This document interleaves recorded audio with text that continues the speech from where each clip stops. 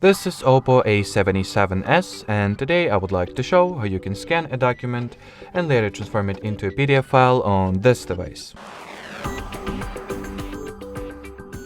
So to begin with, you will need to find and launch the Google Drive app that should come pre-installed with the system itself, unless you have manually cancelled its installation.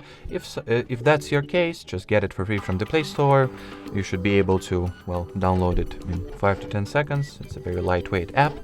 Anyway, so once you have the application, you can launch it, then hit the plus icon to your bottom right, then choose the scan option from the list, permit Google Drive app to use camera, or give it the camera access to put it in simpler terms, and now take a photo of the document in question.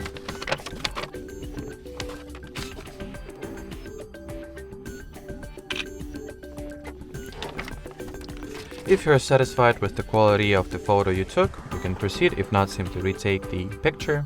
So at the following interface, we can edit the final document that we are about to create. For example, we can change its color scheme, we can rotate it, or perhaps frame the original photo customly to make sure that only the part of the photo we would like to include will actually end up in the document, even though it's very hard to drag this frame from the edges, but already I've managed to.